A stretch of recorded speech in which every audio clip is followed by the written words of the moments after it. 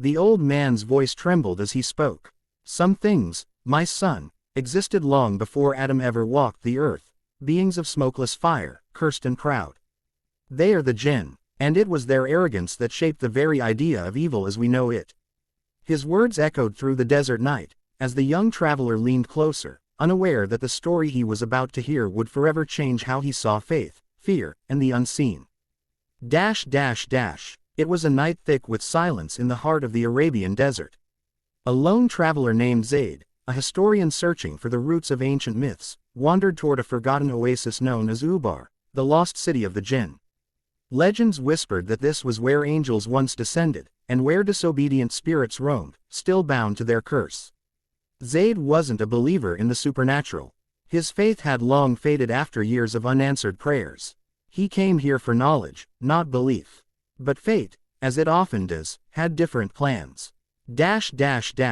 As he set up camp near the ruins, the wind began to sing, a deep, hollow hum, like a voice too ancient to belong to man. He brushed it off as the wind playing tricks. But then, a shadow passed, fast and fluid, like smoke come alive. Zayd froze. "Who's there?" he called out. A whisper answered, soft but chilling. "We were here before you. We saw your kind rise from clay." He stumbled back, heart racing. The air turned cold. The flame in his lantern flickered violently, and then, went out. When Zayd relit it, he saw markings on the sand, spirals and words in an ancient tongue. His hands trembled as he traced them. They spoke of Iblis, the jinn who refused to bow before Adam. In a vision that felt both dream and reality, Zayd saw the story unfold before his eyes. Before the creation of man, the jinn ruled the earth, beings made from smokeless fire, intelligent, free-willed, and proud. Among them was Iblis, a being so devout that he rose among angels. He worshipped the Creator with unmatched zeal. But when God created Adam from clay and commanded the angels and jinn to bow, Iblis refused. How can one made from mud be greater than one made from flame? He argued. In that moment of pride, light turned to darkness. Iblis was cast down, his heart consumed with hatred. He swore to lead mankind astray, to make them forget their Creator, just as arrogance had made him fall. Zayd woke up drenched in sweat. The air was thick, and he could feel something unseen watching him. He began to pack, eager to leave. But then, he heard crying, the sound of a woman's sorrow, faint and distant. He followed it into the ruins. There, he found a figure, a woman, veiled in white, her eyes glowing faintly in the dark. "Why do you seek us, human?"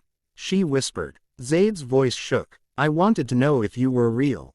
Her expression turned sad. "We were real before your kind knew the stars. Some of us worship still, but many fell with him." Zayd asked, "Why stay here?" "To remember what pride destroyed," she said, "and to warn those who think knowledge alone is greater than faith." Before he could speak again, the woman's form began to fade into smoke, vanishing into the air. Zayd fled the ruins at dawn. But the whispers followed him, not haunting, but reminding. As he journeyed home, he began to understand what the old stories meant. The jinn weren't just creatures of legend. They were mirrors, symbols of what happens when pride overcomes humility, when intellect forgets its creator. He realized that every man, in his arrogance, carried a spark of Iblis, the voice that says, "I am better." And every act of faith, humility, and repentance was a battle against that fire within. Months later, Zayd published his findings. But not as a skeptic. He wrote about what he had learned, calling his book, "The Spirits of Fire, Lessons from the Unseen." The world read it as mythology. But for Zayd, it was truth, the night he rediscovered belief. He began to pray again, quietly, humbly. Not out of fear, but gratitude, for being reminded that even the unseen could guide a lost soul home. And in the silence of one desert night, as he prayed, he felt the wind brush against his face, warm and gentle. A whisper came, faint but kind. "Not all jinn are lost, Zayd. Some still remember." Ending message. The story of the jinn is not just about fire and rebellion. It's a reflection of us, of pride, faith, and the eternal struggle between light and darkness within the human soul. Because sometimes, The evil we fear most is the arrogance we carry quietly inside.